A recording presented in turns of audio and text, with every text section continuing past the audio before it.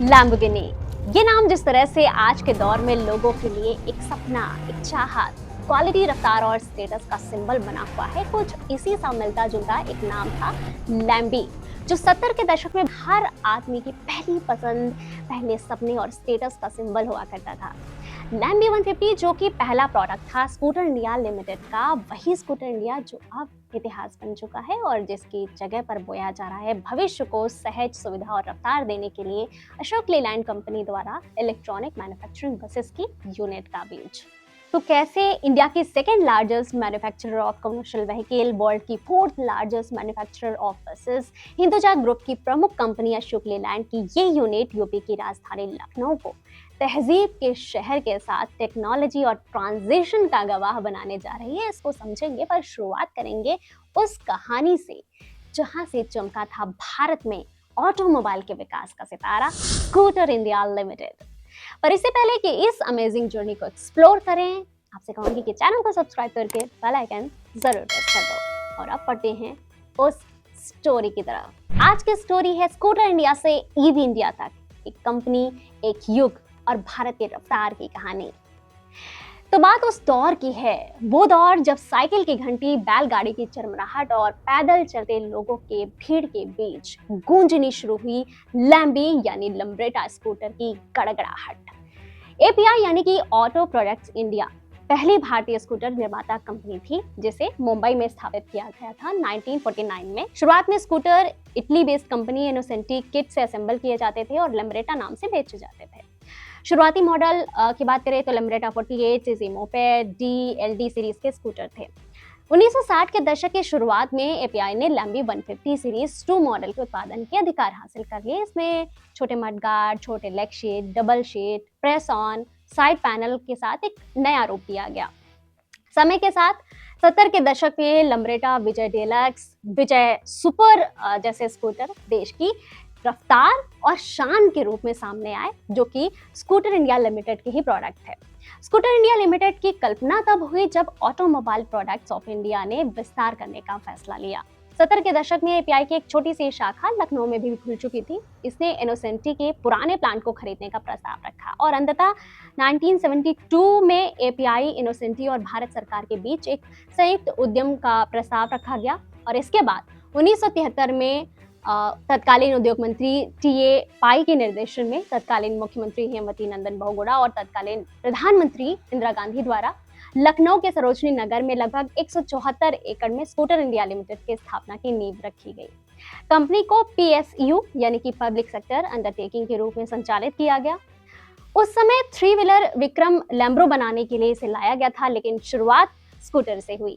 And 1974 से ही यहाँ 500 रुपए के एडवांस पेमेंट के साथ शुरू हो गया स्कूटर्स के बुकिंग का सिलसिला। 1975 में विजय सुपर ब्रांड के नाम से डोमेस्टिक और एक्सपोर्ट मार्केट के लिए लम्ब्रेटा लॉन्च किए गए।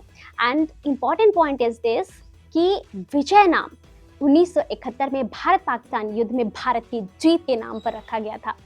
धीरे धीरे स्कूटर इंडिया के विजय स्कूटर की डिमांड तेजी से बढ़ती गई। यहाँ हर महीने लगभग 500 स्कूटर तैयार किए जाते थे। कई बार तो स्कूटर की डिमांड इतनी ज्यादा हो जाती थी कि सप्लाई स्लो दिखाई पड़ती थी। 1980 वो पीक समय था जब स्कूटर इंडिया लिमिटेड ने 30,000 स्कूटर सेल किए थे। उस समय ये नंबर बहुत बड़ा हुआ करता था। उस समय स्कूटर स्टेटस का सिंबल हुआ करते थे। शादियों में इन स्कूटर्स की अलग लेवल डिमांड होती थी। बॉलीवुड की फिल्मों में किसी महंगे शौक के तौर पर ये प्रचारित हुआ करते थे। तमाम फिल्मों में आपने वो स्कूटर्स देखे भी होंगे। और तो और 1983 में जब कपिल देव की कप्तानी में भारतीय क्रिकेट टीम ने पहली बार वर्ल्ड कप जीता, तो तत्कालीन मुख्यमंत्री हेमवती नंदन बहुगुणा ने उस टीम के सभी खिलाड़ियों को एक एक विजय डेलक्स स्कूटर गिफ्ट में दिया था। 80 के दशक से ही इस कंपनी ने विक्रम नाम से 3 व्हीलर बनाया, जो जल्द ही भारतीय शहर और गांव की पहचान बन गया और कहीं ना कहीं भारतीय गांव शहर को रफ्तार देने का एक अलग और सुखद एहसास दिया। बढ़ती रफ्तार और रास्तों के साथ यहाँ स्थित चौराहे के नाम पर भी असर पड़ा और ये चौराहा बन गया स्कूटर इंडिया चौराहा, जो आज भी इसी नाम से जाना जाता है। लेकिन वक्त एक जैसा तो रहता नहीं है। वक्त के साथ साथ इसके नाम पर भी धूल जमती चली गई।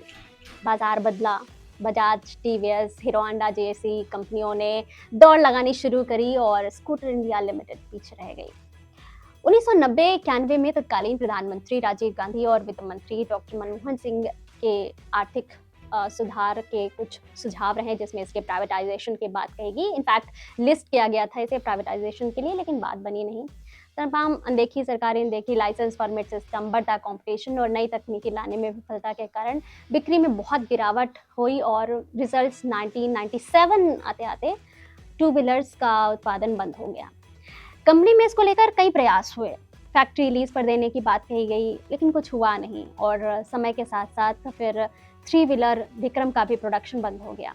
वैसे तो स्कूटर इंडिया का विवाद 90 के दशक से ही काफ़ी ज़्यादा शुरू हो गया था, लेकिन लंबे संघर्ष के बाद मार्च 2016 में कंपनी की वेबसाइट पर इसकी 93.75% हिस्सेदारी बेचने के लिए आमंत्रण अपलोड किया गया था। फिर 2018 में भी भारत सरकार ने इसमें अपनी पूरी हिस्सेदारी बेचने के लिए रुचि पत्र आमंत्रित किए, लेकिन कोई बात आगे बनी नहीं। लगभग 2 दशक से ज़्यादा का समय हो गया जब इस भूभाग पर कुछ भी प्रोडक्टिव नहीं हो रहा था, एक अनुपयोगी खंडहर में ये बदल रहा था। जिस जगह ने ऑटोमोबाइल क्रांति के रूप में अपनी एक पहचान बनाई थी, अब वो कहीं ना कहीं चीख चीख कर कह रहा था कि उसे खंडहर होने से बचाया जाए, उसका पुनरुद्धार किया जाए। आखिरकार वर्तमान मुख्यमंत्री योगी आदित्यनाथ के प्रयासों से फाइनली 2021 में भारत सरकार ने कंपनी को बंद करने की मंजूरी दी और जमीन UP state industrial development authority को ट्रांसफर कर दी। और इस तरह से स्कूटर इंडिया लिमिटेड के सफर का कह लें अंत हो गया।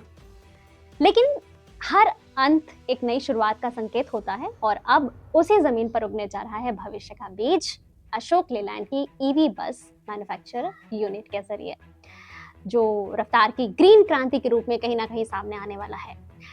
इसको लेकर कहे कि सीएम योगी ने कहीं ना कहीं इस जगह को प्रदेश की रफ्तार को सुधार देने के लिए ही उपयोग में वो लाना चाहते थे, इसलिए उन्होंने खुद ही नामी commercial vehicle company Ashok Leyland को यहाँ लाने के लिए हिंदुजा ग्रुप के साथ बैक टू बैक मीटिंग्स की और ये अश्योर कराया कि ये जगह अशोक लेलैंड के लिए बेस्ट अपॉर्चुनिटी के रूप में निकलकर सामने आएगा। और इस तरह से 2023 में अशोक लेलैंड ने इलेक्ट्रिक बस निर्माण संयंत्र स्थापित करने के लिए इस परिसर का चयन किया और 174 एकड़ में से लगभग 70 एकड़ में निर्माण संयंत्र के लिए 1500 करोड़ रुपए के निवेश हेतु यूपी गवर्नमेंट के साथ एक समझौता ज्ञापन पर हस्ताक्षर किया। और अब इस यूनिट का कंस्ट्रक्शन काफी जोर शोर से चल रहा है, जिसके विजुअल्स हमने आपको कानपुर लखनऊ एक्सप्रेसवे के पैकेज 1 की वीडियो में दिखाया था। और बाकी बचे हुए भूभाग के कहा जा रहा है कि यही कंपनी बैटरी मैन्युफैक्चरिंग यूनिट लगाएगी। हालांकि अभी इसकी कोई आधिकारिक पुष्टि नहीं हुई है, लेकिन ऐसी खबर जरूर चर्चा में निकल के सामने आ रही है। दोस्तों, अशोक लीलैंड जो हिंदुजा ग्रुप का हिस्सा है, भारत की दूसरी सबसे बड़ी कमर्शियल व्हीकल निर्माता कंपनी है।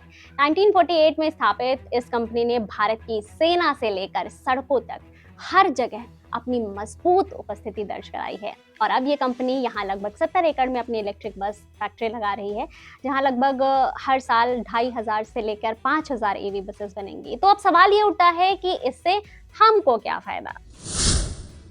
इस फैक्ट्री से लगभग 1000 से ज्यादा डायरेक्ट और 5000 से ज्यादा इनडायरेक्ट जॉब अपॉर्चुनिटीज क्रिएट होंगी। योगी सरकार के इलेक्ट्रिक व्हीकल पॉलिसी 2022 को इससे बड़ा सहारा मिलेगा। लखनऊ, कानपुर, गोरखपुर जैसे शहरों की पब्लिक ट्रांसपोर्ट में ये बसेस इस्तेमाल होंगी। ग्रीन एनर्जी को भी ये काफी बूस्ट करेगा। डीजल बसों की जगह अब इलेक्ट्रिक बसेस चलेंगी, यानी कम प्रदूषण, ज्यादा स्मार्टनेस और स्वच्छ भारत की दिशा में एक ठोस कदम। पूरी तरह से भारत में निर्मित ये बसें विदेशों तक भी एक्सपोर्ट की जा सकती हैं, जिससे विदेशों में भी मेक इन इंडिया का डंका बजेगा। तो ये सिर्फ फैक्ट्री नहीं है, ये बदलाव का प्रतीक है। जहां कभी एक सरकारी कंपनी के इतिहास ने दम तोड़ दिया, वहीं पर अब भारत का ईवी भविष्य सांस ले रहा है। जहां कभी स्कूटर इंडिया की विरासत थी, वहीं पर भविष्य की अब फैक्ट्री दौड़ेगी, बसेस दौड़ेंगी और हम कहेंगे कि ये लखनऊ है जो इतिहास से सीखता है और भविष्य की रफ्तार बनाता है। और ये बदलाव सिर्फ लखनऊ का नहीं, पूरे प्रदेश सहित भारत की सोच का है। ये यूनिट सिर्फ बसों की फैक्ट्री नहीं, ये न्यू इंडिया की ग्रीन क्रांति है। लखनऊ अब सिर्फ तहजीब की ही नहीं, टेक्नोलॉजी की भी राजधानी बन रहा है। वहीं एक बात मैं और ऐड करना चाहूंगी, स्कूटर इंडिया की कहानी एक सबक है कि समय के साथ बदलना कितना जरूरी है, अन्यथा बेहतर से बेहतरीन को भी इतिहास हो जाने से कोई रोक नहीं सकता। लेकिन ये भी सच है कि स्कूटर इंडिया लिमिटेड की नींव ने ही भारत की आम जनता को पहली बार चलने की रफ्तार दी थी। लिमरेटा की लहर से लेकर ईवी बसेस की गूंज तक, ये थी लखनऊ की, यूपी की, भारत की और हर आम आदमी के रफ्तार की कहानी। पसंद आई तो लाइक करो। निमरेटा स्कूटर, विजय स्कूटर या विक्रम टेम्पो से जुड़ी आपकी भी तो यादें होंगी ना, कमेंट करके मेरे संग ताज़ा करो ना उन्हें।